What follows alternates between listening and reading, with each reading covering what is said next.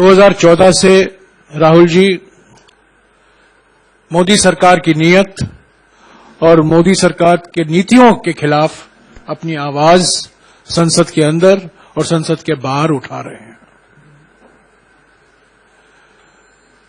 ये नोटबंदी के बारे में इन्होंने जिक्र किया, जीएसटी के बारे में इन्होंने जिक्र किया, चीन को जो जून 2020 में प्रधानमंत्री ने क्लीन चिट दिया उसका भी सिंघवी जी ने जिक्र किया। पर मैं एक और मुद्दों का जिक्र करना चाहता हूं जिसकी वजह से आज राहुल गांधी जी को कीमत चुकानी पड़ी है, और वो ये है अडानी का महाघोटाला। जब से राहुल गांधी जी विपक्ष में संसद में बोले थे, 50 मिनट का भाषण था, ज्यादातर उसका एक्सपंज भी कराया गया, और जिस तरीके से 16 पार्टियों ने एक होकर 5 फरवरी से जेपीसी की मांग की इस घोटाले में, क्योंकि ये घोटाला सिर्फ अडानी से संबंधित नहीं है, ये घोटाला प्रधानमंत्री की नीयत और प्रधानमंत्री की नीतियों से भी जुड़ा हुआ है। इसीलिए हमने जेपीसी की मांग की, आज भी हमने मांग की, कल भी हम करेंगे, परसों भी हम करते रहेंगे। और इस अडानी घोटाले से ध्यान हटाने के लिए आज इनको कीमत चुकानी पड़ी है। 16 मार्च को राहुल गांधी जी ने प्रेस कॉन्फ्रेंस करी और कहा था, मैं सांसद हूं, मुझे संसद में बोलने का मौका देना चाहिए, और यह भी कहा था कि मुझे मौका मिलेगा कि नहीं मिलेगा, ये हिंदुस्तान के लोकतंत्र का इम्तिहान है, हिंदुस्तान के लोकतंत्र का टेस्ट है। This is a test of Indian democracy. और खेद के साथ कहना पड़ता है कि 8 दिन बाद उनको बोलने का मौका नहीं मिला, लेकिन उनकी सदस्यता रद्द कर दी। Indian democracy has failed the test. Bharat का लोकतंत्र आज हार गया है।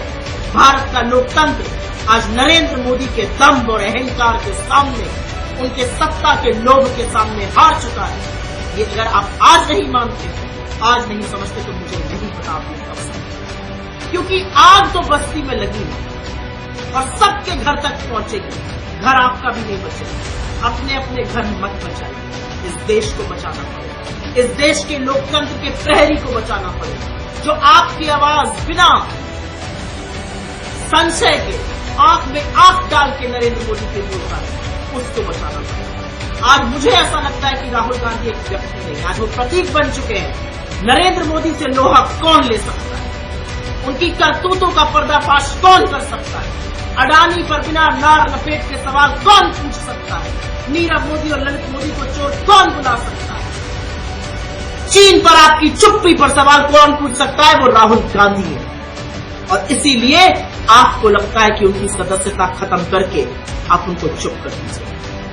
ये आपके बस की बात नहीं है, क्योंकि आप एक कायर हैं और आपका सामना एक शेर से पड़ गया है। ये मामला, ये वारदात कोलार कर्नाटक में हुई, 2019 में हुई। उसकी कंप्लेंट कहां दर्ज की गई? सूरत, गुजरात में, 1-2 जगह और भी की गई, बिहार में, रांची में।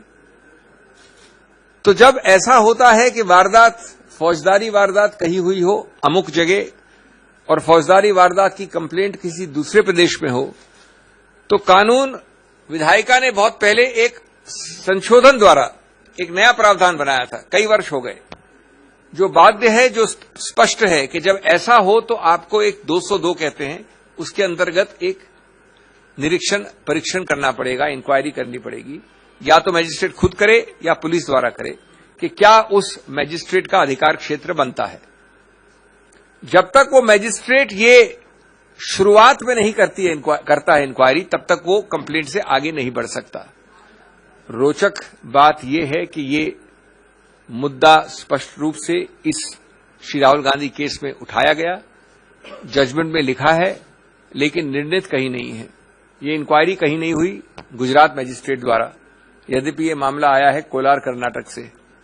ये एक उदाहरण है कई और अहम मुद्दों का के साथ। एक दूसरा उदाहरण, और आप अपना अपनी आप कंक्लूजन लगा सकते हैं, जो मैं आपको 3 तारीखें देना चाहता हूं। एक विचित्र बात हुई, जो याचक है इसमें कंप्लेनेंट है, वो अप्रैल में 2019 में कंप्लेंट फाइल करता है। 2021 जून में श्री राहुल गांधी उस मैजिस्ट्रेट के सामने पेश होते हैं जो सूरत का मैजिस्ट्रेट था, उस वक्त एक मिस्टर दवे थे। 1 साल तक रुकने के बाद याचक वापस एक अर्जी देता है कि श्री राहुल गांधी वापस पेश हो।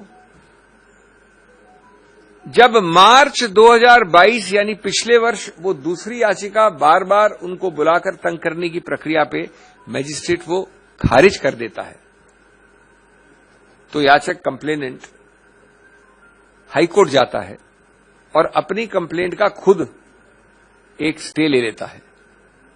अपनी कंप्लेंट का खुद स्टे कि ये आगे नहीं चलेगी।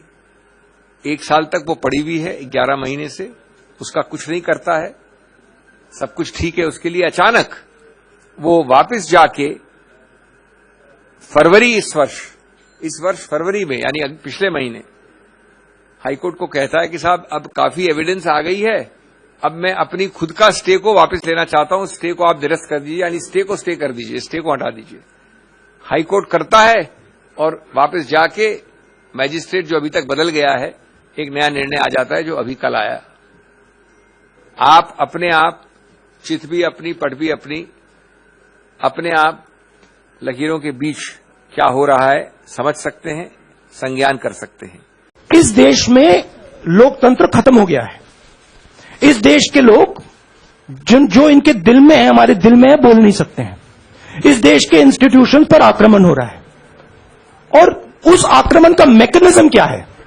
उस आक्रमण का मैकेनिज्म नरेंद्र मोदी जी और अदानी जी का रिश्ता है, वो फाउंडेशन है। मैं नरेंद्र मोदी जी पर सवाल नहीं पूछ रहा हूं, मैं अदानी जी पर सवाल पूछ रहा हूं। बीजेपी अदानी जी को क्यों प्रोटेक्ट कर रही है? आप नरेंद्र मोदी जी को प्रोटेक्ट कीजिए। मैं अदानी जी पे पूछ रहा हूं, आप अदानी जी को क्यों प्रोटेक्ट कर रहे हो? आप इसलिए अदानी जी को प्रोटेक्ट कर रहे हो क्योंकि आप ही अदानी हो। मैंने कहा, पार्लियामेंट हाउस में कहा कि भैया मुझे बोलने दीजिए ना, एक बार तो बोलने दीजिए। 2 बार चिट्ठी लिखी, तीसरी बार मैं पर्सनली स्पीकर से जाके कहता हूं, स्पीकर सर प्लीज, आप डेमोक्रेसी के लोकतंत्र के आप प्रोटेक्टर हैं, मुझे बोलने दीजिए। मुस्कुरा के कहते हैं भैया मैं तो नहीं कर सकता। आप नहीं कर सकते तो कौन कर सकता है? शायद मुझे जाके मोदी जी से पूछना पड़े, वो तो करने नहीं देंगे।